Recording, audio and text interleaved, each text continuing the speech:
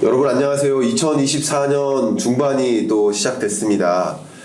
경제는 좀 우당탕탕 하는 것 같기도 하고 회복된다는 얘기도 있고 자산시장은 좀 꿈틀거리는 것 같다라는 기사도 많이 들리고 정말 바닥 찍고 회복되는 것인지 아니면 다시 하락하는 것인지 잘 모르겠다 하시는 분들이 많이 계셔서 두 분의 부동산 전문가를 초대를 했습니다. 먼저 인사 한번 부탁드리겠습니다. 김효지 대표님. 네, 안녕하세요. 반갑습니다. 저는 미국 조지아주 아틀란타에 있는 미국 부동산 전문기업 턴키 글로벌 리얼티 대표 김효지입니다. 네, 이광수 대표님. 안녕하세요. 광순의 복덕방 이광수입니다. 또 경일남 구독자 여러분 뵈서 너무 반갑습니다. 네. 감사합니다. 이번에 이광수 대표님은 또 어떻게 살 것인가? 네. 저는 이 살이 혹시나 제 살 얘기하는 걸까봐 걱정하면서 봤는데요. 네네. 어떻게 우리는 자산 시장에 들어가야 되는가? 그쵸. 투자자가 돼야 되는가? 내 집 마련을 해야 되는가? 네네. 어떻게라는 부분을 강조해 주신 것 같아요. 맞습니다. 사실 행동이 네. 중요하고요. 예. 그 행동에 대해서 얘기를 좀 해보고 싶었어요. 왜냐하면 저희가 일종의 경제를 알고 자산시장을 아는 건 네. 행동할 때만 의미가 있거든요. 네. 저희가 막 이렇게 전문가가 돼서 막 유튜브 나와서 얘기할 게 아니라면 많은 분들이. 네. 그러니까 결국에는 모든 지식과 정보가 행동하고 연결돼야 되는데 그런 연결 지점에 대해서 많은 분들이 좀 간과하는 것 같아서 네. 그 연결 지점, 즉 어떻게 아는 걸 행동으로 연결시킬 것인가. 네. 그 부분에 대해서 얘기를 좀 해보고 싶었습니다. 좋습니다. 그래야 자산시장에서 투자도 잘하시고 내 집 마련도 잘하시고 네. 그 방법에 대해서 그리고 행동에 대해서 고민을 하셨으면 좋겠다. 그런 책입니다. 네, 너무 좋습니다.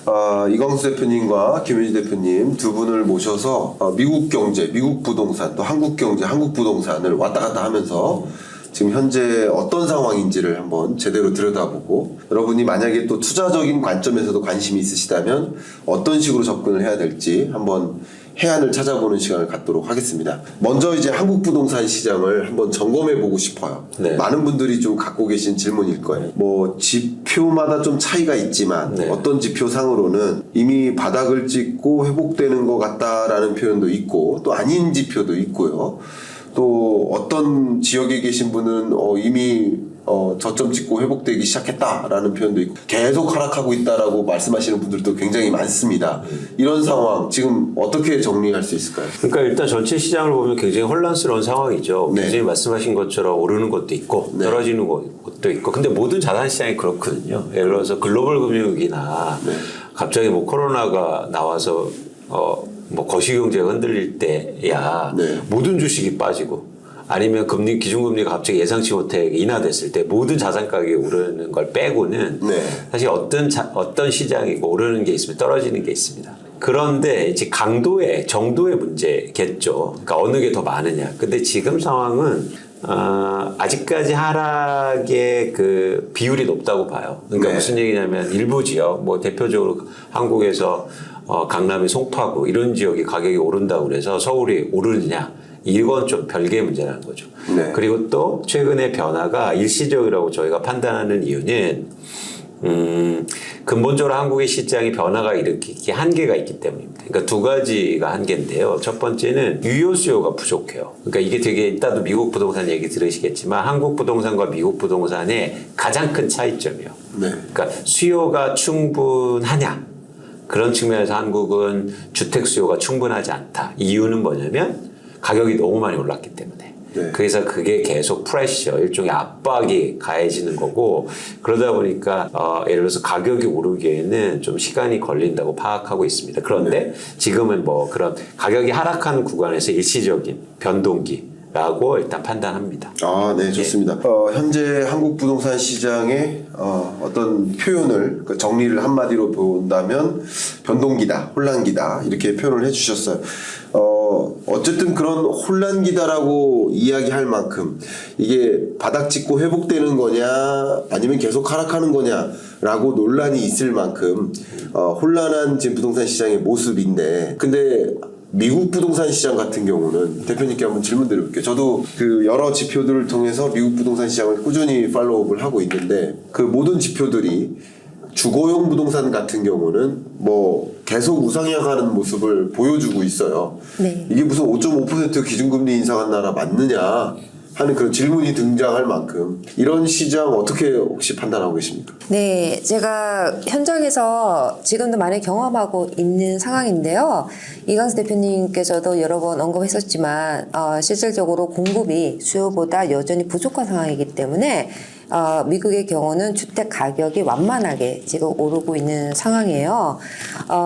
금리가 많이 올랐음에도 불구하고 따라서 수요가 많이 감소했음에도 여전히 공급이 수요보다 못 미치기 때문에 가격이 완만하게 우상향을 하고 있는 상황이라고 생각하고 있습니다. 그러면 이렇게 부동산 가격이 나름 이제 지속 상승하고 있는 이런 흐름이 이어지는데 여기서 또 한 가지 많은 분들의 질문이 그러니까 미국 경제의 가장 약한 고리를 현재로서는 하나 꼽아라 그러면 또 상업용 부동산이잖아요. 그러니까 주거용 부동산은 그 나름 우상향하고 있는데 공급 부족이라고 하셨는데 이상하게도 상업용 부동산 시장은 최근 지표로도 특히 오피스 같은 경우 공실률이 20%를 찍을 만큼 이거 굉장히 불안하게 좀 전개되고 있거든요.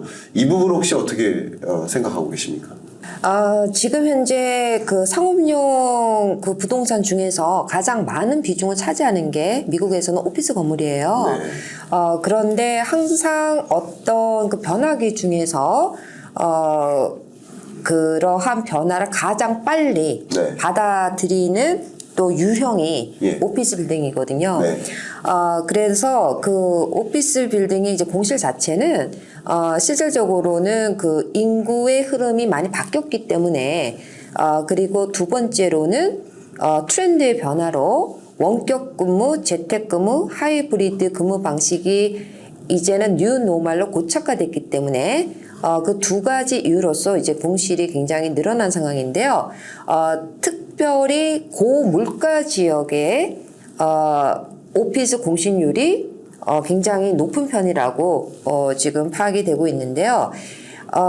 그 실질적으로 가장 대표적인 경우가 맨하탄이거든요. 그런데 지금 현재 고지용 부동산이 미국에서는 현격하게 많이 부족한 상황이기 때문에 연방정부 차원에서도 그렇고요. 이러한 공실을 극복하기 위한 방법과 그리고 현재 현격하게 부족한 주택의 수를 조절하기 위해서 실질적으로는 이제 전용을 벌써 하기 시작했고 그리고 대표적인 대도시 지역에서는 그 지역 그 사회에서도 그러한 쪽으로 많이 강화하고 있어요. 그래서 주로 저소득층을 위한 임대용 주택으로 전환을 해서 임대용 주택을 일반 서민들에게 많이 보급하고자 하는 그런 움직임으로 지금 나타나고 있거든요. 네. 그런데 이제 그것이 좀 시간이 걸리는 쪽이기 때문에 우리가 좀 더 지켜봐야 할 그러한 상황이고요. 근데 상업용 부동산 중에서도 오피스 공실 자체는 지금 그 대한민국에서도 항상 언급한 그러한 위기 속에서 거론되고 있긴 하지만은요. 반면에 상업용 부동산이라도 이런 셀프 스토리지라든지 그리고 외곽에 있는 쇼핑센터 같은 경우에는 또 현격하게 그 공실이 많지가 않아요. 네. 그리고 또한 그러한 매물이 더 필요한 상황이거든요. 네. 그러니까 어떻게 보면 밸런스가 좀 안 맞는 그런 구조로 이제 바뀌고 있다는 것이거든요. 네. 네, 그래서 거기에 대한 어떤 대체 방안이 절실하게 이제 필요한 상황이라고 볼 수가 있고요. 어떻게 보면은 좀 편차가 심한 그러한 시장의 형태라고 표현할 수 있을 것 같아요. 그 무엇보다도 만약에 투자적으로 접근을 한다면 네. 혹은 비즈니스 목적으로 이제 뭐 미국 시장에 뭐 진출을 해야 된다라고 생각하실 경우라고 하더라도 그 어느 때보다도 좀 옥석거리기가 필요한 시점이라고 좀 판단하시는 것 같네요, 대표님 의중은. 네, 맞습니다. 그래서 항상 지나간 과거를 되돌아서 봤을 때도 어떤 위기 속에서도 항상 그 부동산 시장을 봤었을 때는 이제 기회가 있었고, 네. 그리고 2024년에는 특히 이런 위기와 기회가 공존하는 한 해라고 제가 표현을 했었는데요. 그 자체는 지역 시장에서도 상당히 차이가 많이 날 수가 있고요. 네. 왜냐하면 인구의 흐름에 따라서요. 네, 그리고 그러다 보니까는 트렌드도 많이 바뀌면서 따라서 부동산 유형 자체도 지금 뜨는 부동산, 지는 부동산 그 유형이 나눠지고 있다고 표현할 수 있을 것 같아요. 너무 좋습니다. 그러면 이광수 대표님께도 좀 여쭤볼게요. 상업용 부동산 시장에 대해서 굉장히 관심 많으시고 그게 미국 경제에 어떤 영향을 미칠지에 대해 많이 좀 스터디를 하신 것으로 저는 생각하고 있는데 지금의 미국 상업용 부동산 시장을 어떻게 혹시 판단하고 계신지 여쭙고 싶어요. 그러니까 미국의 상업용 부동산을 저희가 얘기하는 이유가 두 가지인데요. 그러니까 잘 보시면 뭐 다른 쪽에 문제가 생기고 있겠지만 어쨌든 금리가 굉장히 가파르게 인상됐잖아요. 네. 근데 이상하게 조용해요. 네. 사실 1%대에서 5%대로 오른 건데 네. 사실 역사적으로 이렇게 가파르게 오른 적이 네. 뭐 1970년대 후반, 뭐 1980년대 초 그때 이후는 처음이잖아요. 네. 근데 조용하다. 근데 전 그냥 이렇게 뭐 투자를 보고 아니면 그런 뭐 사이클을 보는 입장에서는 뭔가 터질 것 같은데 네. 뭔가 부작용이 있을 것 같은데 그런데 딱 보니까 상업용 부동산이 가장 취약한 거죠. 네. 그러니까 그 취약한 이유는 두 가지죠. 하나는 뭐냐면 펀더멘탈이 흔들려요. 그러니까 아까 대표님도 말씀하셨듯이 공실률이 증가하고 있는데 이게 구조적인 모습이에요. 네. 그러니까 백투 오피스를 안 하고 있어요. 그러니까 한국은 다들 회사를 출근하는데 미국은 이제 재택근무가 일종의 뉴노멀이 된 거죠. 네. 그러면서 백투 오피스 안 하니까 공실률이 높아지는데 이게 회복될 기미가 사실은 적게 보인다. 네. 그러니까 펀더멘탈 흔들리는 거죠. 임대료가 주니까. 두 번째는 저금리로 사실은 상업용 부동산을 매입하고 리노베이션을 했단 말이죠.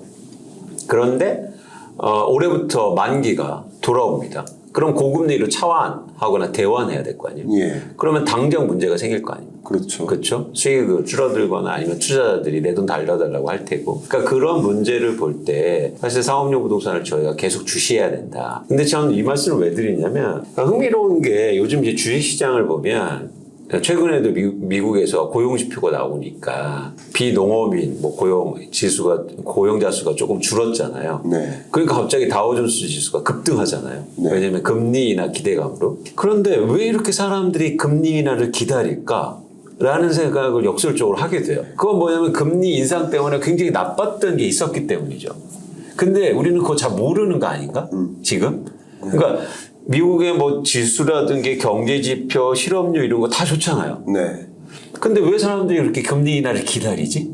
그건 뭔가 골문 게 있어. 그 중에서 하나가 저는 그 상업용 부동산이지 않을까. 그러니까 제가 뭐 미국에 살거나 미국에서 막 직접 경험하진 않았지만 전체적으로 볼 때 그걸 투자 관점으로 볼 때 이게 가장 아킬레스건이다. 네. 그래서 가장 주시하는 분야긴 해요. 네. 그러니까 뭐 올해 초나 뭐 작년 말만 해도 뭐 재무부 장관이 나와서 상업용 부동산 문제 있다 이런 얘기도 한 이유가 있죠. 그래서 저는 상업용 부동산이 문제가 상당히 오래 지속될 수도 있고 네. 구조적 문제가 있으니까 네. 그래서 이 문제를 그러니까 투자자들은 가장 유의해서 보셔야 되지 않을까. 네. 그러니까 유의해서 본다는 건 두 가지 관점이에요. 뭐냐면 그걸 리스크로 인식한다는 거하고 아까 김현희 대표님이 얘기한 것처럼 기회로 볼 수 있다는 거죠. 네. 그렇죠? 네. 그런 관점에서 저는 미국의 상업용 부동산을 가장 관심 있게 봅니다. 너무 좋습니다. 이게 그러니까 상업용 부동산 시장을 바라보는 그 이유가 뭐 여러 가지 관점이죠. 근데 상업용 부동산 시장이 미국의 가장 약한 고리로 일컬어지고 있기 때문에 금리 인하 시점을 가늠하는데도 이것을 많이 봅니다. 근데 이 부분에 대해서 제가 조금 첨언을 드리면 많은 분들이 자꾸 오해하시는 것이 금리 인하라고 생각하지 않으셨으면 좋겠어요. 그러니까 5.5%에서 5.25%나 5%로 금리를 인하하는 게 맞아요. 맞기는. 근데 금리 인하로 정의 내리지 마시고요. 금리 정상화라고 정의하시면 더 받아들이기 쉬우실 것 같습니다. 그러니까 이 뭐 5.5% 금리가 더 좋은 거 아닙니까 하시는 분들도 계시지만 그것은 이제 입장에 따라 다른 거예요. 대출을 많이 지는 분들은 5.5%가 부담되는 거고 대출 없이 저축을 많이 갖고 계신 분은 금리 더 올렸으면 좋겠는 거예요. 이해관계에 따라 다른 거지만 이해관계를 놓고 얘기하는 것이 아니라 페드가 봤을 때 모든 이 참견 시점은 페드 입장에서 내가 파월이다라고 입장을 바꿔놓고 생각했을 때 지금의 금리 인하를 고려하는 것은 금리를 인하해서 아픈 데를 고쳐주기 위함이 아니라 금리의 정상화인 겁니다. 그러니까 페드 입장에서는 5.5% 기준금리는 너무 높아. 그러니까 아마도 미국 경제의 가장 아이디어란 금리는 한 4.5%나 4% 정도일 거야 라고 잠정적으로 생각하고 금리를 정상화하는 액션을 취하는 그런 모습인데, 상업용 부동산 시장이 문제가 됩니다. 지금처럼 문제가 돼서 만약에 이것이 상업용 부동산 문제가 몇몇 금융사의 부실로 야기하고 이 부실이 금융위기로까지 전개가 돼요. 그러면 다른 거 볼 것 없이 대대적인 금리 인하를 할 겁니다. 실제 금융위기가 온다면. 2008년 금융위기 때처럼, 팬데믹 경제위기 때처럼 정례회의 무시하고 이번 주말에 갑자기 소집시켜서라도 금리 인하 할 겁니다. 금융위기가 터지면. 그러니까 그런 종류의 금리 인하가 아니라 지금은 상업용 부동산 문제 있긴 있는데, 그러나 그게 금융위기로까지는 가지 않겠다. 그래서 점진적으로 완화될 것이다. 금리 정상화하는 수순으로 간다면, 이런 시선이 좀 강하고요. 한 가지가. 그리고 뭐 경기도 마찬가지. 경기도 나름 뭐 물론 실물 경제적으로 체감하는 여러분들은 달리 느끼실 수도 있습니다. 미국 현지에서 느끼시는 분은 달리 느낄 수 있지만, 거시경제적으로 어쨌든 AI가 떠받들든 반도체가 떠받들든 실물 경제적으로 규모 면에서는 성장하고 있는 게 맞기 때문에 경기가 침체될까 두려워서 금리를 서둘러서 인하하는 것이 아니다. 그러면 금리 정상화는 뭐다? 물가 잡기 위해서 금리 인상했기 때문에 목표하는 물가 상승률, PCE 근원 물가가 2% 수준에 가까워지면, 예를 들어서 한 2.3% 그 정도가 되는 걸 확인하면 이제 정상화된 금리로 가자 하는 액션이기 때문에, 정리한다면 페드 입장에서 급할 게 하나도 없는 겁니다. 다만 급할 건 없지만 서서히 금리 인하를 준비하고 있다라고 판단을 합니다. 대표적인 것이, 여기까지만 좀 말씀을 드릴게요. 제가 너무 주도적으로 말씀드리면 안 되니까. 이 통화정책의 방향이 크게 오른팔과 왼팔이 있어요. 오른팔이 금리입니다. 근데 왼팔도 있는데 이게 유동성 공급이에요. 그러니까 두 팔로 같이 들을 수 있어요. 경기 부양을 위해서. 혹은 경기를 좀 수축시켜서 물가를 떨어뜨리기 위해서 두 팔로 같이 내리는 거예요. 강한 높은 금리 인상, 그리고 유동성 공급을 그냥 빨아들이는 거죠. QE가 아니라 QT죠. 근데 지금 먼저 단행하는 게 뭐냐면 QT 테이퍼링. 그러니까 이걸 억눌렀던 힘을, 왼손을 힘을 좀 빼는 거예요. 여전히 누르고는 있어요. 그러니까 누르는 힘을 조금 빼는 거예요. 그리고 이 손이 필요 없어지면 그 다음 이 손도 조금씩 힘을 빼겠다는 거예요. 그러니까 금리 인하를 단행하는 것이 지금 급해서 대대적인 금리 인하를 하는 것이 아니고, 그렇기 때문에 우리도 따라서 연달아서 대대적인 금리 인하를 하는 것도 아닙니다. 우리나라도. 그러니까 미국도 적절한 시점에 물가가 안정화되는 모습을 보면 그것을 어느 정도 들여다보면서 QT 테이퍼링을 진행하고, 그러니까 유동성 공급을 빨아들이는 것을 조금씩 규모를 줄여나가고, 규모를 줄이다가 QT 테이퍼링이 결국 0이 되는 지점에 금리 인하도 서서히 단행한다. 그래서 이런 것들이 제가 보기에는 시장의 움직임이 급박하게 급등하거나 급박하게 급락하는 그런 현상이 아니라, 거시경제적으로 봤을 때는 완만하게 상승하거나 완만하게 좀 하향 안정화되는 그런 흐름으로 가지 않을까라고 보고 있어요. 그러니까 이 상업용 부동산 시장조차도 그렇게 저는 보고 있다라고 먼저 의견을 드립니다. 혹시 여기에 먼저 코멘트가 있으시면 코멘트를 먼저 받고. 그러니까 뭐냐면 이게 그러니까 관점의 차이인데, 네. 그러니까 저도 뭐 투자하는 입장에서 매크로를 보고 관심을 갖잖아요. 네. 그런데 저는 이제 교수님처럼 예. 이렇게 예를 들어서 완만한, 네. 그리고 완만한 이런 게 투자에서는 큰 의미가 없어요. 네. 그러니까 의미가 없다는 거하고 중요한 거하고는 사실 뭐 조금 다를 수가 있는데, 그렇죠. 그냥 중요하죠. 네. 거시경제를 판단할 때 중요합니다. 네. 근데 투자할 때는 사실은 변동성이 큰 게 중요하거든요. 네. 그래서 완만하다는 건 뭐냐면 쉽게 말해서 재미가 없다는 거예요. 재미없어요. 네. 네. 그래서 별로 재미가 없죠. 네. 그러니까 왔다 갔다 하고 이런 거죠. 네. 그 시간은 투자해서 그렇게 재미를 못 봐요. 네. 그러니까 저는 항상 관심 있는 게 뭐냐면 그 변동성이 큰 구간이에요. 네. 예.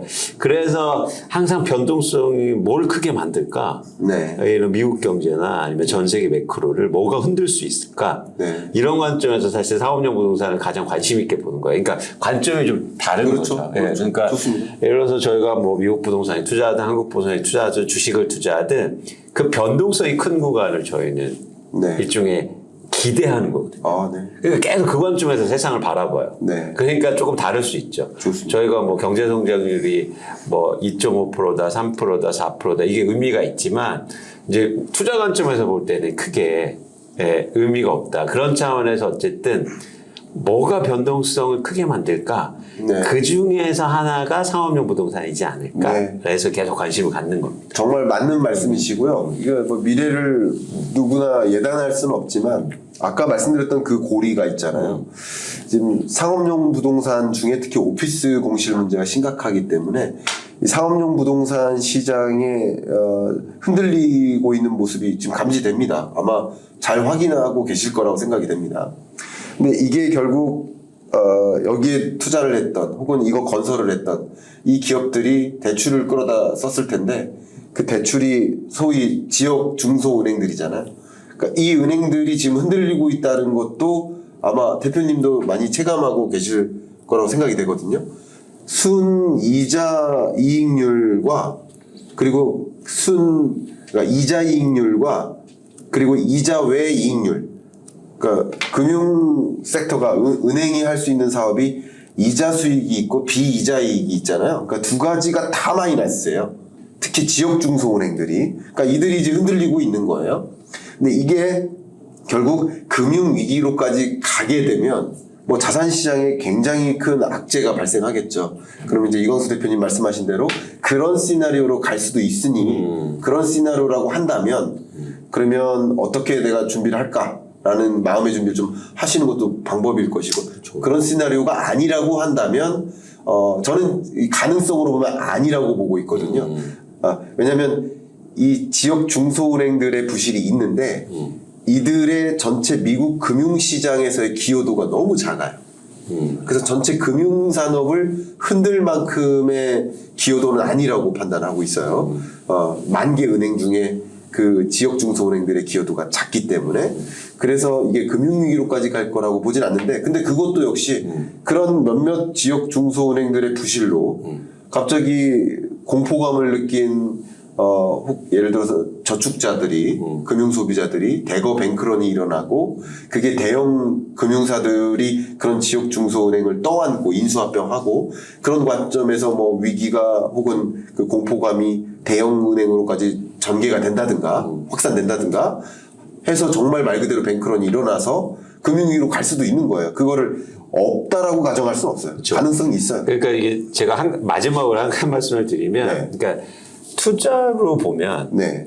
그 가능성이 1%만 있어도요. 네. 우리는 그 관심을 가져야 됩니다. 그렇습니다. 왜냐하면 그 1% 때문에 엄청나게 영향을 그렇죠. 미치거든요. 네, 예. 그러니까 우리는 그 1%의 가능성도 사실 굉장히 중요하게 보거든요. 네. 근데 예를 들어서 거시경제 전체를 보고 GDP를 보고 수출 수입을 보고 정부 정책을 볼 때는 1%의 가능성은 사실 중요하지 않죠. 네. 그래서 이제는 교수님하고 볼 때 약간 그 문제를 어떻게 볼 거냐 약간 차이점이 있는데 그러니까 잘 생각해 보시면 우리가 언제 돈 버냐면요. 저는 돈 버는 일에 관심이 있습니다. 네. 돈 버는 건 그 1%가 실현됐을 때요. 네. 그 자켓도 새로 사신 거. 돈 좀 버시고. 그러니까 그렇잖아요, 사실. 네. 그러니까 저희가 이제 투자를 보는 앵글은 그 자그마한 가능성도 관심 있게 사실 보는 거죠. 그렇죠. 그래서 대부분의 우리가 돈 번 사람들 잘 보면 그 자그마한 가능성이 실현될 때 큰 변화가 일어나고 그때를 기회로 잡거든요. 네. 그러니까 저는 앵글이 사실 그런 데 있는 거죠. 그렇죠. 그래서 물론 뭐 전체 경제에서 미치는 영향은 적을 수는 있습니다. 확률이 낮으니까. 네. 그럼 기대값이 낮아지게 되고. 그렇죠. 근데 만약에 그렇게 됐을 때 예, 예. 그러면 확 달라지니까. 그래서 계속 이렇게 뭐 리서치하는 입장에서는 그런 거에 관심을 갖죠. 네. 너무 좋습니다. 그래서 이 토론이 있는 맞습니다. 거고요. 맞습니다. 그 가능한 우리가 상정할 수 있는 시나리오를 그려보고 각각의 내가 어떤 스탠스로 대응을 해야 될지를 여러분들도 플랜 A, 플랜 B를 마련할 수 있으니까 네. 그게 이 토론에 의미가 있는 게 아닌가 생각을 네. 하는데 김윤 대표님께도 좀 여쭤볼게요. 상업용 부동산 시장의 어떤 부실 문제는 아까 말씀 주셨고 그것으로 인해서 지역 중소은행, 로컬 리저널 뱅크라고 보통 표현하잖아요. 네. 그런 로컬 리저널 뱅크들의 좀 부실 상황 또 그게 금융 부실에 대한 어떤 금융 소비자들의 어떤 위기감 뭐 그런 것들이 좀 어느 정도 상황이라고 혹시 감지되세요? 네, 저희가 지금 그 시장 자체에서 경험하는 거를 말씀을 드린다면은 보통 상업용 융자 자체는 어떤 그 큰 은행보다는 작은 중소 지역은행에서 주로 대출을 하는 성향이 있었기 때문에 그 상업용 그 대출이 상당히 지금은 많이 위축되어 있다. 그리고 이런 지역 중소은행에서도 상업용 건물에 대한 융자를 기피한다. 그렇죠. 이렇게 우리가 볼 수가 있고요. 그리고 상업용 그 부동산도 유형이 너무 다양하잖아요. 그렇죠. 근데 반면에 이런 그 거주와 관계되는 그러한 건물에 있어서는 조금 더 우리가 간대하다 이렇게 볼 수가 있어요. 그래서 그 3월에 그 라스베가스에서 그 바이든 대통령께서 그 연설을 했어요. 미국은 지금 심각한 주택난에 처해 있다. 이것을 극복하기 위해서는 지방 정부, 주정부, 그다음 연방 정부 그리고 우리 모두가 노력을 해서 짓고 또 지어라 이런 연설을 했었어요. 네. 그런데 보통 우리가 그 주택이 많이 부족하니까 이러한 그 지역 그 사회에서도 보통 이런 그 짓는 부분에 있어서 특히 이런 주택을 짓는 경우에는 이런 우리가 조닝 체인지라고 그러잖아요. 네. 그런 부분이 상당히 완화됐다고 볼 수가 있어요. 네. 그래서 보통 이런 고물가 지역일수록 그 대부분이 이 건물들이 많이 차 있잖아요. 네.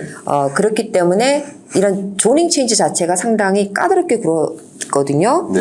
그런데 이제 그런 지역조차도 특히 그 멀티 패밀리, 예. 이 다세대 주택들이 짓는 것 자체를 별로 좋아하지 않았어요. 지역 주민들이. 근데 이제 그런 부분들도 조금 더 완화시키는 경향이 있고요. 그리고 저물가 지역, 인구가 많이 유입되는 지역은 인구 대비 주택이 시장에 나오는 그 매물량 자체가 많이 적기 때문에 네. 많이 늘려야 되는 그런 입장이기 때문에 신규 주택을 활성화시킬 수밖에 없는 입장이거든요. 이제 그런 경우에도 이런 그 카운티 오피스 자체에서도 이런 조닝 체인지 부분에 있어서는 상당히 완화되고 네. 그리고 간대하게 이렇게 해주는 그런 성향이 있어요. 그래서 그 지역 그 중소 은행들 중에서도 일단은 이런 그 아파트라든지 그리고 신규 주택을 새로 짓는 그런 프로젝트인 경우에는 조금 더 간단하게 그 언더라이팅 심사를 한다고 이제 볼 수가 있어요. 그래서 아까도 앞에서 얘기했지만은 상업용 부동산 종류가 너무나 많다 보니까 그 유형에 따라서 조금씩 그 편차가 있는 것 같고요. 심지어는 이런 돈의 흐름도 은행 자체에서도 그런 부분을 상당히 많이 고려를 하고 있는 것 같습니다. 네. 좋은 포인트 주셨네요. 특히 체감적으로 여러분이 좀 느끼실 수 있을 만한 그런 포인트들을 많이 말씀해 주셔가지고 저도 이제 좀 뷰가 좀 확장되는 느낌을 갖게 됐는데요. 말씀하신 대로 유형별로 너무나 달라요. 그러니까 부동산 시장을 하나로 정리하기가 너무 어려워요. 특히 주거용이냐 상업용이냐가 다르고 상업용 중에서도 오피스냐 멀티패밀리냐 그냥 상가냐 이게 너무 지금 공실 수준이나 여건이 너무 달라요. 그러다 보니까 지금 상업용 부동산 부문의 부실 문제가 크고 그러다 보니까 또 이런 은행들이 상업용 부동산 시장에 대해서는 대출을 적극적으로 공여해주지 않으려고 하죠. 대출 태도가 굉장히 제한되죠. 그러니까 더 돈이 유입될 수가 없는 거예요. 공실이 메꿔질 수가 없는 상황인 거예요. 대출 태도가 그러니까 은행들의 대응이 부정적인 거죠. 그러니까 이제 이 정도면 조정됐어 하고 투자하고자 하는 투자자들도 좀 소극적일 수밖에 없는 것이고요. 근데 주거용 같은 경우는 계속 상승하니까 상승하는 흐름을 더 상승할 수 있게 견인해 주는 게 그쪽으로만 유동성을 지원해 주는 방식인 거죠. 지금 은행들이. 그래서 투 트랙으로 지금 움직이고 있다라는 것을 여러분 좀 그림을 그리시면 좋겠습니다. 아까 말씀해 주신 부분이 되게 인상적이에요. 미국은 주택이 부족하다. 주택 공급난에 빠져 있다라는 말씀. 그러니까 그 지점에서 말씀드리고 싶은 게, 그러니까 미국에서 집을 못 지었어요. 그 이유는 뭐냐면 서브프라임 때문이죠. 그러니까 빌더들이 서브프라임에서 다 망했으니까, 쉽게 말해서 집을 오랫동안 못 지었고 일종의 주택 공급의 절대량 자체가 많이 감소한 상황입니다. 거기다 대고 집을 갖고 있는 사람도 사실은 매도 물량을 줄이고 있거든요. 그러니까 그게 중첩되면서 공급 부족 문제가 좀 더 이제 가중되는 겁니다. 네, 그렇군요. 자, 이제 한국 시장도 좀 정리를 하고 미국 시장도 이렇게 분석을 했습니다. 네. 그러면 이제 한 가지 좀 중요한 게 이제 시장 자체를 또 보는 것도 중요하지만 정책적인 관점에서도 이 시장을 좀 가늠할 필요가 있는데 먼저 한국 시장부터 어쨌든 총선이 끝났잖아요. 총선의 결과를 여러분 잘 아시겠지만 이 서울 지역만 봐도 부동산 시장이라는 관점에서 투표가 좀 단행됐다라고 좀 해석될 만한 부분들이 많이 있었지 않습니까? 그래서 가장 좀 궁금하시는 게 총선 이후의 부동산 시장의 흐름. 그러니까 5월 이후 부동산 시장은 한국 부동산은 어떻게 될 것인가 이 부분 좀 궁금해하세요. 특히 우리 이광수 대표님이 어떻게 살 것인가를 또 책을 준비해 주셨기 때문에 이 총선 이후의 부동산 시장의 흐름을 좀 가늠하고 접근을 해야 될 것 같아서 질문드립니다. 그러니까 미국 말씀도 이제 해주시겠지만 이제 미국보다 한국이 부동산 시장에 정책이 미치는 영향이 굉장히 큽니다. 왜냐하면 정책의 일종의 간섭도가 높기 때문에 각종 규제라든가 그리고 세금들도 복잡하게 연결돼 있어서 정치와 정책에 미치는 영향이 크죠. 그런데 여기서 어떤 영향을 미치는지를 좀 엄밀하게 살펴볼 필요가 있는데 결국에는 그 정책에 민감하게 반응하는 건 투자나 투기 수요자들이에요. 그렇죠. 예를 들어서 한국에서 오랫동안 집을 내가 한 채 살고 있고 그러면 양도세 걱정 안 합니다. 그렇죠. 그러니까 그리고 다른 세금이라든지 아니면 보유세 이런 것도 걱정 안 하셔도 되거든요. 그렇죠. 99% 이상은 걱정 안 하셔도 돼요. 근데 왜 사람들이 자꾸 세금 얘기를 하고 정치 얘기를 할까요? 투자로 갖고 있는 사람들이 많기 때문이에요. 그렇죠. 그렇기 때문에 일종의 거기에 대한 관심도 크죠. 그러면은 지금 정책의 관점에서 투자하는 사람들, 즉 투자로 집을 갖고 있는 사람들 입장에서 한번 생각해 보죠. 기대를 엄청나게 많이 했겠죠. 규제 완화해 준대, 세금 낮춰준대, 보유세 낮춰준대, 공시지가 현실화 안 한대, 이런 정책들이 굉장히 많이 나왔잖아요. 그러다 보니까 집을 갖고 있는 사람들이 어떤 기대를 했을까요? 집값 올라가겠다. 이런 기대를 많이 했겠죠. 근데 총선이 그 기대하고 다른 결과를 만들 수도 있다는 거죠. 그러면 어떻게 되냐면 일종의 매물이 막 증가할 수 있어요. 그동안은 기대하면서 안 팔고 더 오를 거야 라고 생각했는데 이제 그 기대만큼 실망도 클 거기 때문에 제가 말씀드리는 방향성은 이게 누가 정치가 옳다 그런 말씀을 제가 드리는 게 아니에요. 지금 시장에 미치는 영향을 제가 분석하는 입장에서 객관적으로 말씀드리는 거죠. 이건 선호하고 상관없습니다. 이해를 하실 필요가 있어요. 그런 관점에서 기대가 실망으로 이어지면 사실은 집값의 하락폭을 키울 수 있다는 거죠. 반대로 한번 생각해 볼게요. 지금 전 정부는 집값이 막 오를 때였죠. 그때 정부는 어떤 정책을 썼습니까? 규제를 하는 정책이에요. 규제를 막 발표했을 때 누가 기대를 많이 했을까요? 규제를 많이 했을 때는 아무래도 무주택자들이 기대를 많이 했죠. 막 기대해서 집값 잡아주겠지. 그래서 이 총선 때로 가볼게요. 2020년도에 그때 당시에도 그때는 여당이었죠. 여당이 압승을 합니다. 그러면 무주택자들이 환호했을 거 아니에요. 와, 드디어 집값 잡아주겠다. 근데 실제로 집값이 그렇게 안 됐잖아요. 그러면 어떻게 될까요? 그 기대가 실망으로 이어지죠.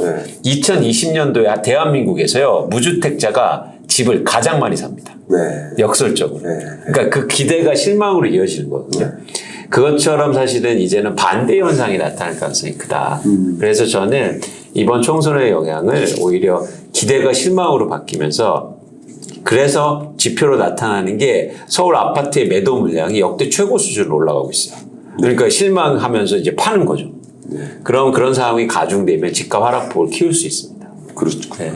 말씀하신 대로 어쨌든 여소야대의 형국으로 총선 결과가 나왔기 때문에 지금 현 정부가 이끌어가고 있는 이제 부동산 정책에 있어서 국회 통과가 반드시 필요한 영역의 정책들, 뭐 대표적으로 세제죠. 세제 개편은 국회에서 통과를 해야 되는 거니까. 그렇죠.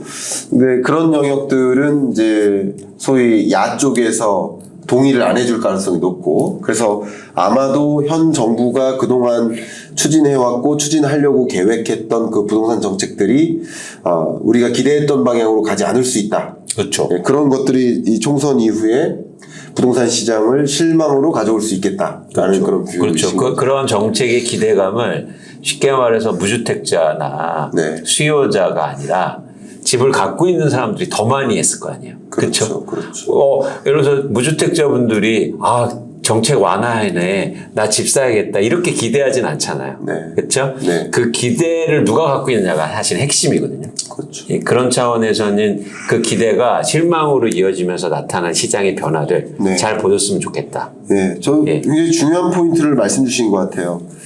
기대냐 실망이냐, 그러니까 시장을 낙관하냐 혹은 좀 비관하냐. 이것이 결국 그 잠재적인 주택의 수요층들의 마음을 보여주는 것이고, 그 마음이 매수세로 연결될지 아닐지를 결정하는 거고, 혹은 매도세로 연결될지 아닐지를 결정하니까 이 심리적 기제가 기대냐 실망이냐에 따라서 잠재적인 매도자와 매수자의 공급량과 수요를 결정짓기 때문에 그렇죠. 기대냐 실망이냐, 그게 어떻게 바뀌느냐, 이걸 들여다보는 건 좋은데, 예. 네, 그래서 꼭 말씀드릴 게 대한민국의 부동산 시장이 투자화되어 있기 때문에 네. 사실 이런 어떤 교수님 말씀하신 것처럼 심리적인 변화가 상당히 크게 영향을 미치고 있어요. 좋습니다. 네, 그리고 가격이 크잖아요. 네. 그래서 더 심리의 영향이 커요. 네. 조금만 변해도 막 1, 2억이 변한단 말이죠. 그렇습니다. 그러니까 훨씬 더 민감한 거죠. 좋습니다. 자, 그러면 김현지 대표님께도 미국 경제를 좀 여쭤볼게요. 왜냐하면 미국도 뭐 격은 다르지만 미국 대선을 앞두고 있지 않습니까? 11월에 굉장히 중요한 정치적 이벤트를 앞두고 있고, 그리고 지금 그 앞둔 상태에서 상업용 부동산은 좀 부실하고 주거용은 계속 올라가고 있고, 이런 어떤 시장의 흐름이 대선 이후에 뭔가 다른 방향으로 이렇게 굴절돼서 움직일 것인지, 아니면 이게 고착화될 것인지, 어쨌든 총선 이후에 미국 부동산 시장, 그러니까 대선을 앞둔, 그러니까 총선이래요. 미국 대선을 앞둔 5월부터 11월까지의 부동산 시장의 흐름과, 그리고 대선 이후의 부동산 시장 흐름을 혹시 이 영역에서 굉장히 오랫동안 현업에서 계셨던 전문가로서 의견을 한번 주시면 어떨까 생각해요. 네. 미국 같은 경우에는 그 한국처럼 어떤 그 대선의 영향이라든지 정책의 어떤 변화를 많이 기대하거나 또는 영향을 많이 받지는 않는 걸로 알고 있고요. 그리고 저도 지금 22년 차가 같은 그 부동산 그 시장에서 그 여러 그런 대선이라든지 그런 결과를 쭉 봐왔었잖아요. 네. 그런데 이러한 그 행정부가 바뀐다 해서 어떤 그 이제까지 미국의 역사상으로 오랫동안 이어온 어떤 그 세금 혜택이라든지 그리고 어떤 금리 그 금융상품 이제 그런 부분에 있어서의 큰 변화는 별로 없었어요. 단지 바이든 대통령이 그 들어서면서 그 미국에서 100년 동안 이어온 부의 코드라고 알려진 그 1030 익스체인지라는 게 있어요. 동종 자산 교환이라는 그 세금 혜택 제도인데요. 네. 그 부분에서 어느 정도 좀 제한을 두려고 했었어요. 그러나 그것이 결론적으로 통과가 되지는 못했었거든요. 그렇기 때문에 어느 정도의 영향은 생각해 볼 수는 있으나 그 자체는 한국과 비교했을 때 아주 미비하다고 표현할 수 있을 것 같습니다.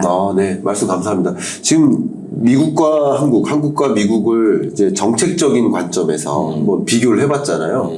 근데 이 시장 전망 말고요, 잠깐 그 전망이라는 걸 잠깐 내려놓고 부동산 정책은 좀 이래야 된다 하는 두 분의 생각을 좀 여쭙고 싶어요. 그래서 저부터 한번 말씀을 드려볼게요. 저는 어떤 생각이냐면 부동산 정책이 왜 자꾸 타겟이 가격이냐 이거예요. 가격을 올리고 떨어뜨리려고 노력하냐 이거예요. 그러니까 부동산 정책의 목표는 가격이어서는 안 된다는 게 저의 생각입니다. 그러니까 가격 안정이 목표가 아니라 주거 안정이어야 된다. 그리고 국토교통부에서 나오는 그 수십 년 동안에 발표된 모든 그 부동산 정책들의 그 이름 자체가 주거 안정 대책이에요. 그러니까 저는 어떻게 생각을 하냐면 주거 안정 목표는 소위 사회 안전망적으로 접근을 해야 된다라는 생각을 갖고 있습니다. 무슨 뜻이냐? 주거 안정이라는 정책을 단행하려면 이 대상을 구분지어야겠는데 지금 주거 상황이 안정적이다라고 하시는 분이 계시고 내 집에 살고 계신 분이라고 볼 수 있겠죠. 근데 주거 불안에 시달리고 계신 분들이 계시겠죠. 그분들을 이제 구분한다면 전세와 월세라고 좀 생각을 해볼게요.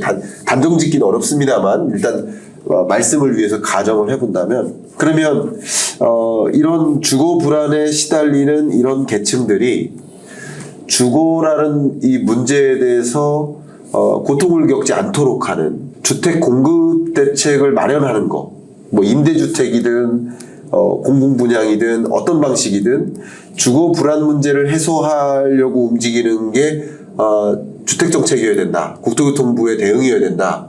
그리고 나머지 부분은 완전히 빠져야 된다.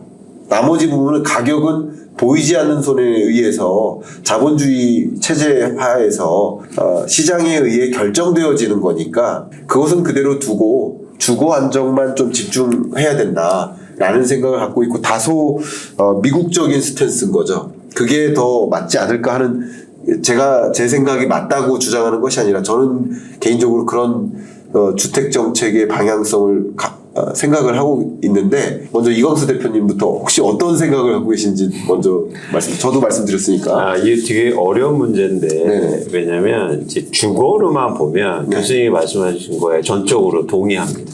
네. 근데 자산 관점에서 부동산을 바라보면요. 네. 그러면 정부나 정치인들이 가격에도 관심을 안 가질 수가 없어요. 안 가질 수가 없죠. 왜냐하면 예를 들어서 가격이 급등하다가 폭락하니까 나라가 망하잖아요. 네. 전 세계 경제가 흔들리고. 그러니까 가격을 컨트롤해야 된다는. 그게 시장에서 맡겨두니까 막 대출 받아서 집 사고 파생상품 만들고 난리를 쳐요. 네. 그죠? 네. 그리고 예를 들어서 그냥 놔두면 집값이 폭락해서 뭐 아이슬란드처럼 나라가 그냥 휘청휘청 거릴 수 있다는 거죠. 그래서 가격을 정부에서 정치인들이나 정책이 가격에 관심이 있는 이유는 저는 10분 이해는 돼요. 네. 가격의 변동이 크니까. 그렇지. 그게 또 경제에 미친 영향이 크니까. 네. 그리고 시장에 맡겨놓으면 탐욕에 넘실거리기 때문에 그러면 크게 상승할 수도 있고 크게 빠질 수도 있으니까. 그래서 그런 부분에 대해서 이제 관심을 갖는 것 필요한데 중요한 게 뭐냐면 교수님하고 이렇게 말씀하신 게 연관성이 있어요. 뭐냐면 주거 안정하고 주거 복지가 탄탄하잖아요. 그럼 가격의 변동성이 줄어요. 네. 그렇겠죠. 그래서 말씀하신 게 의미가 있다는 거예요. 그렇죠. 자, 가격을 컨트롤할 수 있는 욕심은 내야 돼요. 네. 근데 그 방법을 주거 안정과 주거 복지에서 찾아라. 네. 다른 데서 찾지 말고 세금에서 찾지 말고 이거를 확충하면 가격을 컨트롤할 수 있다는 거예요. 그래서 이게 사실 똑같은 얘기일 수도 있는데 이제 지향점이 조금 다르게 보는 거죠. 그래서 저는 예를 들어서 한국에 공공주택이 많고 안정적으로 전월세 물량이 많이 확보되면 가격이 급등할 수가 없거든요. 구조상. 근데 그게 안 되니까 가격이 급등하는 현상이 나오고 그게 안 되니까 가격이 급락한단 말이죠. 그렇죠. 그래서 교수님이 말씀하신 걸 충실히 하면 자연스럽게 가격은 안정된다. 말씀 감사합니다. 혹시 질문 드리면 국토교통부 장관이 되어서 그렇게 정책을 실행하시거나 네. 국회의원이 되셔서 네. 국토교통위원회에 들어가셔서 그런 정책 방향으로 이끌어 가겠다라는 의지는 없으실까요? 없습니다. 없으세요? 네. 여기까지만 하겠습니다. 근데 잠깐 김희 대표님 근데 저 한 말씀만 드릴게요. 예. 김현 대표님이 좀 방향성을 얘기 드리기에 좀 이 두 가지가 연관이 돼 있거든요. 아까 그렇죠. 뭐냐면 저희가 정치와 정치 얘기를 하고 네. 왜 영향이 적냐 예. 이런 말씀 드렸죠. 한국과 미국이. 예. 또 그래서 저희가 어떤 정책이 필요하냐 이 얘기까지 했는데 한국과 미국의 일단 가장 다른 점이 있기 때문에 영향도가 틀리다고 저는 봐요. 네. 그러니까 우리는 뭐냐면 주택을 쉽게 말해서 투자하거나 주택을 볼 때 가격 상승을 봅니다. 네. 쉽게 말해서 캐피탈 게인. 그러니까 세금이 중요한 거예요. 네. 양도세가. 그런데 미국의 투자자들은요. 부동산을 사는 목적이 인플레이션 해지예요. 네. 그러면 세금이 별로 중요하지 않다고요. 장기적으로 내가 안정적인 수익을 확보하느냐. 이게 되게 중요하거든요. 네. 그렇다면은 예를 들어서 정책의 영향성도 좀 덜한 거죠. 갑자기 뭐 세금 나 팔 것도 아니어서 양도세 상관없잖아요. 네. 인플레이션 해지 차원으로 투자해 놓은 거기 네. 때문에. 네. 그래서 그런 어떤 근원적인 차이점, 보는 시각의 차이점도 사실 있다. 네. 네, 그 다음에 이제 김현희 대표님 말씀. 네, 말씀 너무 존중하고 김희 대표님으로 이제 넘어가기 전에 잠깐 코멘트 드린다면 이제 자산으로 봤을 때 가격을 안정시켜야 그것도 맞는 말씀이에요. 그 급락했을 때 혹은 급등했을 때 네. 그걸 통제하기 위한 정책적 대응은 분명히 있어야 된다고 생각합니다. 근데 저는 너무 과도한 가격을 올리거나 떨어뜨리기 위한 정책들이 매일 나오니까 이게 그렇죠. 오히려 시장을 교란시키는 게 아닌가라고 보고 그렇죠. 가격을 시장에 맡겨놓고 안정적으로 오르거나 안정적으로 떨어지거나 하게 놔두고 최소한의 정부, 그러니까 작은 정부를 전 좀 지향하는 편인데 작은 정부로서 그런 급락이나 급등이 있을 때 그게 시장에 엄청난 교란을 줄 때 그때 가격 안정을 위해서 투입되는 것이고 평상시에는 주거 안정을 목표로만 움직이면 또 그게 또 자산시장의 안정으로 가져가지 않을까 네, 맞습니다. 하는 생각도 갖고 있는데 저는 이런 토론 너무 좋아해가지고 토론 말씀 감사합니다. 네. 혹시 김은희 대표님도 업계에서 정말 그루로서 오랫동안 활동하신 분으로서 미국 시장을 보시고 한국 시장을 보셨을 때 한국 부동산 정책 좀 이래야 되는 거 아니냐 하는 의견 있으시면 좀 부탁드리겠습니다. 네, 제가 뭐 한국의 정책에 대해서 논하기 전에 지금 두 분께서 말씀하신 주거 안정에 중점을 두느냐 아니면 가격에 중점을 두느냐고 얘기를 하셨는데 항상 우리가 부동산이라는 하나의 그 단어를 떠오를 때는 삶의 터전 그리고 경제 활동의 한 부분 예, 항상 같이 가잖아요. 근데 벌써 말씀이 나온 거거든요. 주거, 안정, 가격. 그 속에 이제 답이 다 있는 것 같은데요. 네. 그러다 보니까 거기에 맞는 합당한, 그러한 정책들이, 미국 같은 경우에는 카운티 차원으로 또는 주 차원으로 연방 차원으로 이제 나오는 경우가 있어요. 네. 그러니까 기본적인 틀 자체가 바뀌지는 않지만은요. 자 그런데 지금 현재 그 앞서서도 이광수 대표님께서 그 말씀을 하셨지만은 미국은 2010년도 이후로 사실상으로 주택의 공급이 좀 부족한 상태로 계속해서 왔어요. 그것이 네. 서프라랜더 붕괴의 어떤 잔재라고 볼 수가 있는데, 네.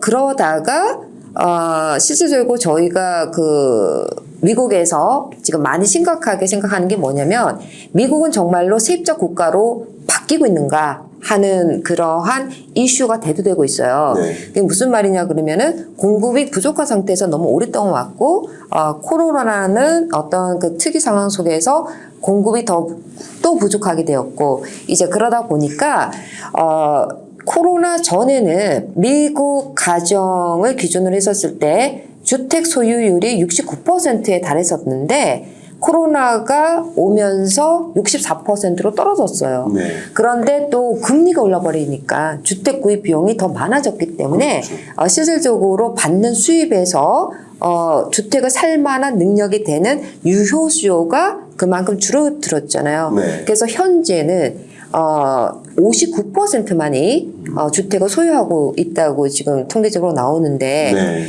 그래서 지금 많은 그 칼럼을 쓰는 사람들이 미국은 정말 심각하다. 예. 이대로 가면은 정말 이건 세입자 나라지 주택을 소유한 주거 안정을 말할 수 있는 미국이 아니다. 네. 그런 얘기를 지금 하고 있거든요. 네.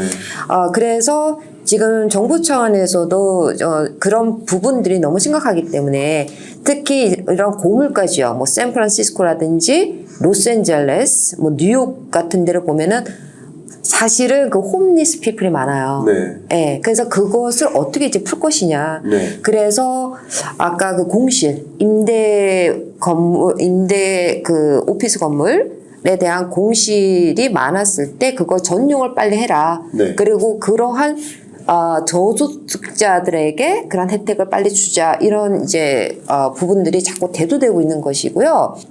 그리고 또 어떤 부분에 있어서는 이제 가격 부분인데 사실 그 투자자 입장에서는 미국에서 현금 흐름에 이제 중점을 두는 투자로 이제 많이 가잖아요. 이강수 대표님께서도 말씀하셨듯이 한국하고 비교했을 때 어떤 투자냐 투기냐 이런 관점에서 미국 부동산은 인플레이션 헤지로 보는 경향이 있다고 말씀을 하셨는데 네.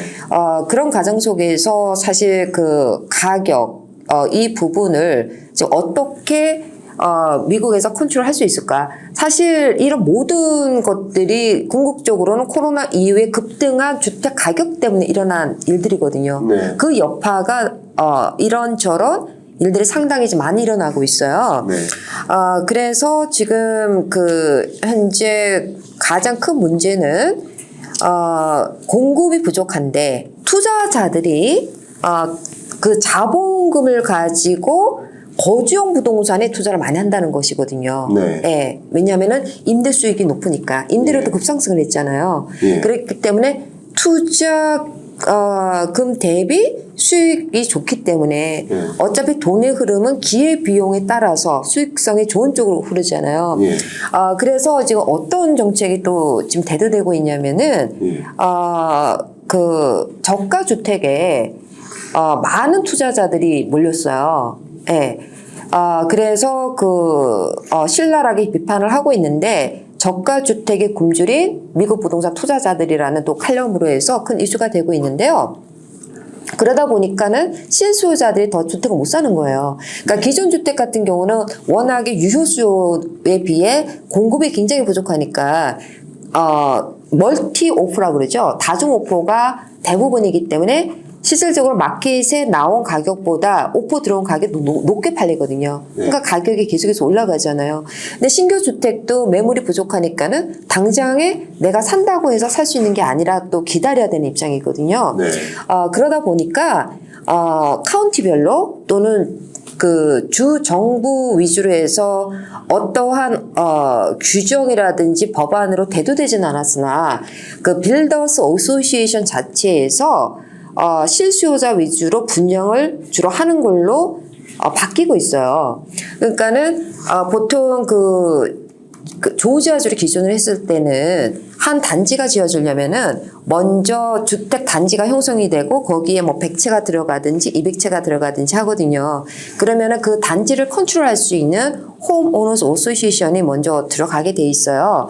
그러면 홈 오너 어소시에이션 자체에서 그 단지에 대한 임대 제한이 없음에도 불구하고 이러한 신규 건축 업체에서 분양을 할 때 실수요자 위주로 분양을 한다는 것이거든요. 네. 그것은 뭐냐면 주거 안정을 위해서 자발적인 참여를 한다는 거거든요. 그러니까 이런 부분들이 어떻게 보면은 가격과 주거 안정을 어느 정도 해소할 수 있는 조그만한 정책의 한 부분이라고도 볼 수가 있는 거거든요. 예. 예. 너무 훌륭한 포인트네요.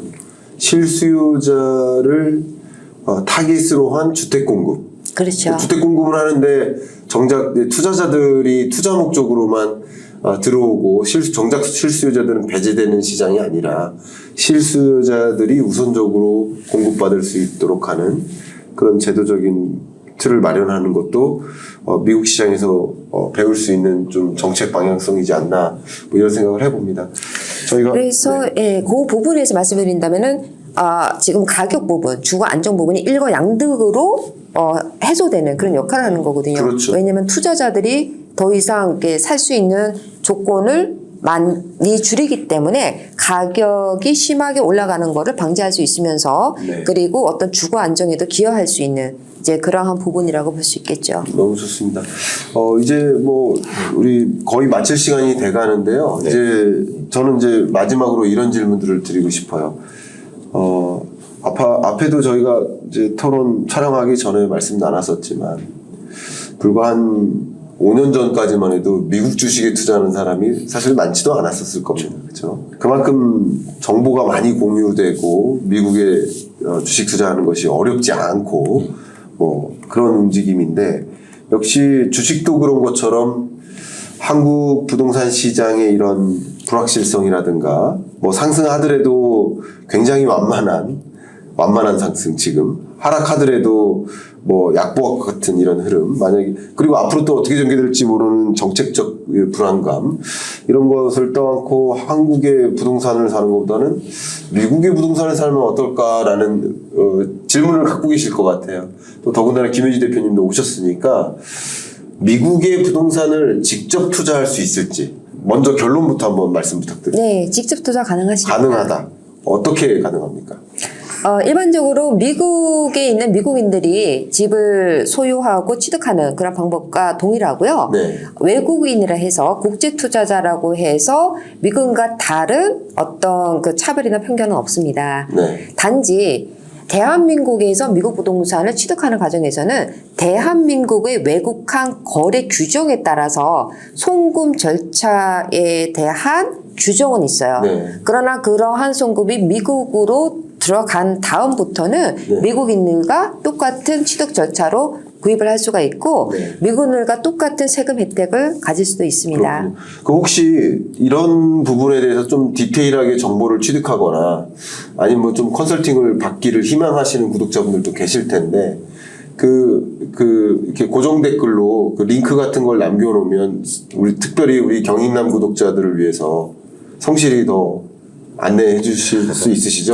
그럼요. 최선을 네, 다하겠습니다. 혹시 관심 있으신 분들은 고정 댓글 확인하시고요. 고정 댓글에는 어떻게 살 것인가 이 책 링크와 우리 대표님 회사 컨설팅 회사 링크까지 같이 남겨드리도록 하겠습니다. 그 다음 드리고 싶은 질문이 역시 세금 문제예요.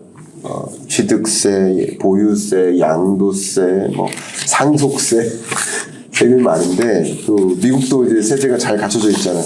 한국과 미국의 세제의 차이 어떤 부분을 우리가 유의해야 될까요? 한마디로 표현하면은 미국 같은 경우에는 그 부동산 관련해서 그 세금에 대한 혜택이 아주 강력하다는 거고요. 네. 그게 좀 한국하고는 많이 대비되는 대비되죠. 경우라고 볼 수가 있겠습니다. 네. 그러니까 어떻게 보면 좀 더 투자화 될 수 있는 시장이네요. 미국 시장은. 예, 그 세금 제도와 어떤 금융 제도가 따지고 보면은 미국일 경우에는 투자 소비를 활성화하는 그렇죠. 그런 제도로 되어 있기 때문에 이러한 그 부동산 관련한 세금 인센티브 제도가 아주 강력하다고 볼 수 있죠. 그렇군요. 그러면 한국 사람들이 미국 부동산을 투자하는 데 있어서 장애가 허들이 좀 덜하다라고 또 인지가 되겠네요. 세제라는 면에서. 그렇죠. 그렇죠. 그러니까 이 세금의 가장 큰 차이는 불확실성이 적다는 거예요. 그러니까 이게 미국의 세금 관련해서는 그 보유세가 몇 프로다. 사실 이거는 단순하게 비교하는 건 투자할 때는 의미가 없어 보이고 저는 네. 뭐냐면 갑자기 우리나라는 강남의 2주택자가 보유세를 5천만 원 내다가 지금 1,000만 원 내고 있거든요. 네. 그러다가 향후로 또 갑자기 5천만 원 증가할 수 있잖아요. 이런 어떤 불확실성이 큰 거죠. 근데 네. 미국에서는 내가 낼 수 있는 세금과 절세 방법이 정해져 있고 그게 잘 안 바뀌니까 네. 불확실성이 적다는 거 하나하고 네. 두 번째는 그럼 원인은 뭐냐? 그건 뭐냐면 미국 시장에서는 제가 생각하기에는 다주택자라고 할게요. 투자자들이 시장의 임대차 공급을 안정적으로 해주기 때문에 사회적인 그런 어떤 배려도 해주는 거예요. 그렇죠? 네. 그러니까 그들이 충분한 임대차 시장에서 공급자 역할을 하는 거죠. 근데 우리나라는 투자자들이 주택시장에서 안정적인 공급자 역할을 못 해주고 있어요. 네. 왜냐면 가격이 오르면 팔고 그리고 임차인을 많이 바꿀수록 네. 임대료가 올라가는 구조를 갖고 있거든요. 네. 그러니까 사실은 조금 약탈적으로 행동하게 돼 있죠. 네. 그러니까 그게 좋다 나쁘다를 떠나서 그렇게 되면 사실 사회적인 배려가 줄 수 있는 겁니다. 네. 사회적 역할이 줄어드는 거니까. 그렇죠. 그런 차원에서 조금 다르게 보실 측면이 있다. 좋습니다. 예. 마지막 질문을 좀 드려볼게요. 제가 이제 재테크라는 단어를 좀 쉽게 정리해드리고 싶어서 사용하고 있는 제 정의가 있어요. 재테크란, 예, 재테크란 돈을 어떤 형태로 가지고 있을까를 고민하는 것. 내 돈을 소득이 있다. 그러면 돈을 저축으로 가지고 있을까? 금고에다 넣고 있을까? 아니면 부동산으로 가지고 있을까? 주식으로 가지고 있을까? 코인으로 갖고 있을까? 금으로 갖고 있을까? 돈을 어떤 형태로 갖고 있을까를 고민하는 게 재테크다. 근데 어떤 형태로 돈을 갖고 있느냐에 따라서 사활이 바뀐다는 것을 우리는 다 절감하고 계십니다. 그죠? 그런 관점에서 제가 의견을 드린다면, 이 돈의 이동이 있는 거예요. 그래서 돈의 이동이 있는 거예요. 그러니까 돈이 많아지는 게 아니에요. 부자가 되는 게 아니에요. 소득이 늘어서 부동산을 사는 게 아니에요. 돈이 이동할 뿐이에요. 항상 이동합니다. 근데 최근 미국 시장이 또 미국 경제가 견조한 이유 중에 하나가, 제가 이유를 나열하면 한 10가지 될 수 있겠지만 그 중에 하나가 돈의 이동입니다. 어디서 빠져나오냐면 중국에서 빠져나옵니다. 중국에서 빠져나온 돈이 미국으로 대거 이동해요. 그러니까 그게 예를 들면 중국 부동산 시장이 불안하잖아요.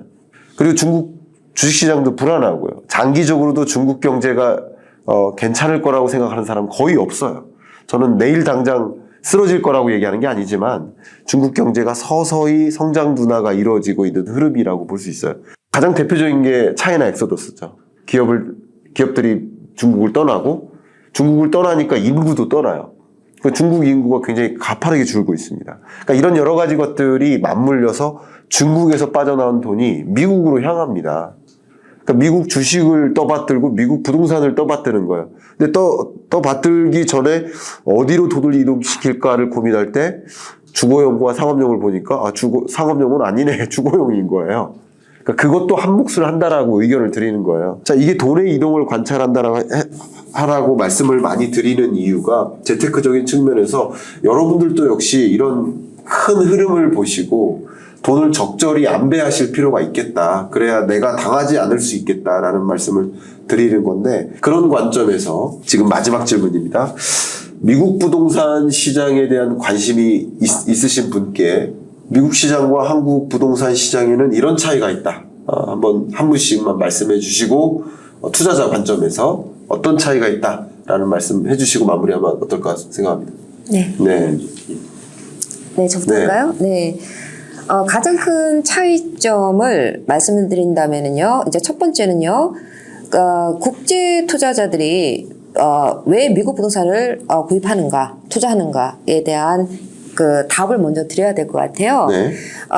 미국 같은 경우에는 그 외국인 부동산 투자 협회라는 게 있어요. 그래서 매년 국제 투자자들이 미국의 부동산을 구입하고 그리고 구입한 그 액수와 그다음에 매물 수를 수치화시켜서 발표를 하거든요. 네. 근데 그런 국제 투자자들이 미국 부동산 구입하는 이유 중에 가장 큰 것이 뭐냐면은 안정된 정부, 강력한 세금 혜택, 네.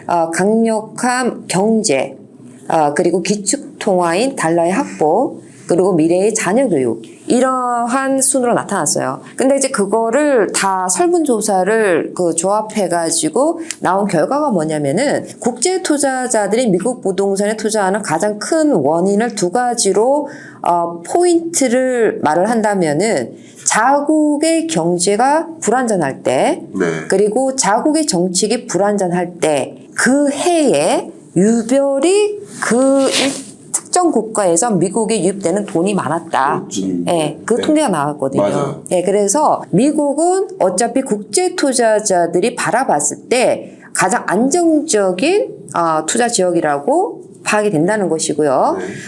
그리고 경제가 불안전하고 정책이 불안전할 때 안전 자산은 여전히 US 달러를 생각한다고 또 볼 수가 있다는 거거든요.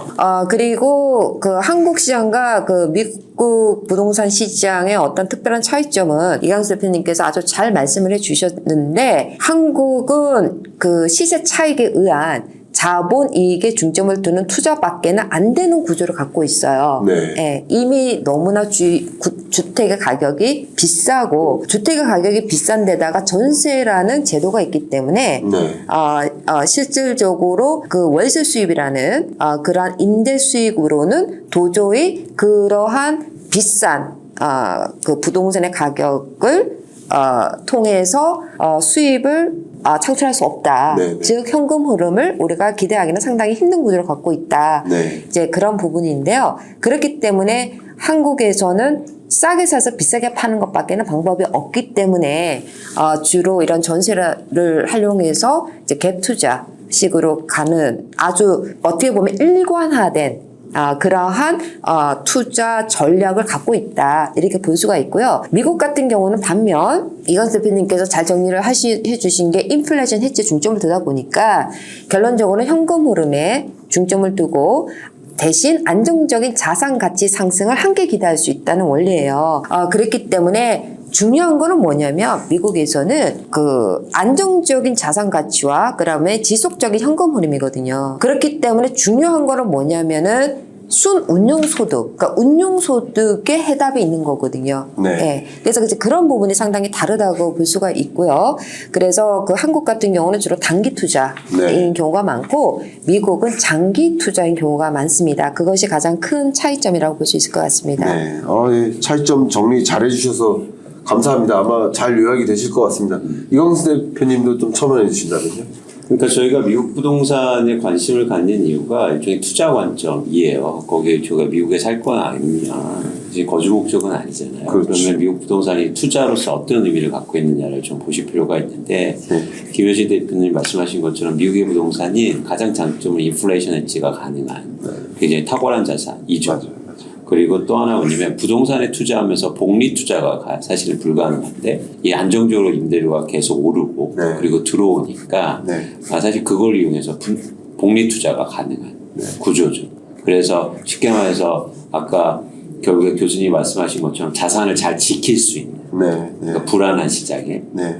가장 좋은 수단이긴 합니다. 네. 그런데 자산이 많은 분들에 한해서 이게 가능해 보여요. 그렇기 때문에 일종의 포트폴리오를 다양화하는 관점이죠. 그런데 한국에서는 사실은 내 집 마련해야 되고 자산도 많지 않고 이러면 이제 미국 부동산에 관심을 가질 수가 없는 거고, 결국에 한국에서는 내 집 마련을 그럼 어떻게 해야 되느냐? 결국에는 아까 말씀드린 것처럼 가격이 쌀 때 사야 되는 그런 걸 기다릴 수밖에 사실은 없거든요. 그래서 조금 이제는 우울하긴 하지만 투자의 방법이라든지 아니면 자신이 갖고 있는 자산이 어떤 게 좀 보완이 필요한가, 이걸 고민하시면서 한국의 부동산 그리고 미국의 부동산을 좀 차별화돼서 보셨으면 좋겠다는 말씀 드립니다. 네. 좋은 답변 감사하고요. 예. 제가 두 분 말씀 중에 이런 생각을 했어요. 꼭 이렇게 하시라는 말씀 절대 아니고요. 뭐 투자나 의사결정은 여러분이 스스로 하는 것이지만 이런 것도 가능하겠다라는 생각을 한 거예요. 예를 들면 전세 살아요. 근데 전세 보증금으로 미국 집을 사는 거죠. 그러면 임차료가 나오잖아요. 그러면 저는 전셋집 팔고 월세를 살면 그 임차료가 이 임차료를 해지해줘요. 근데 미국 부동산을 갖고 있으니까 나중에 시세 차익은 또 누릴 수 있어요.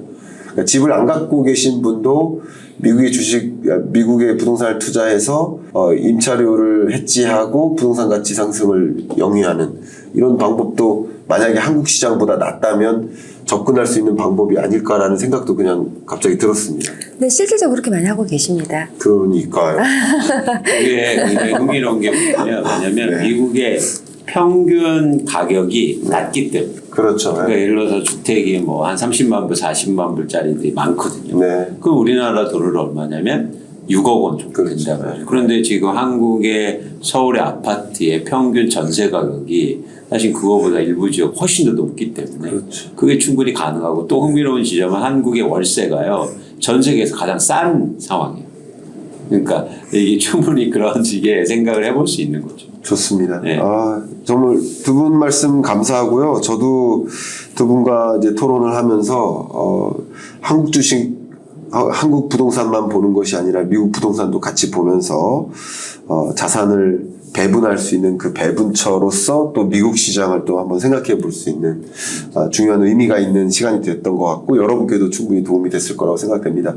두 분께 마지막으로 소감 말씀, 오늘 토론 참여하신 소감 말씀 간단하게 여쭙고 마무리하도록 하겠습니다. 김유희 대표님 좀 어떠셨어요?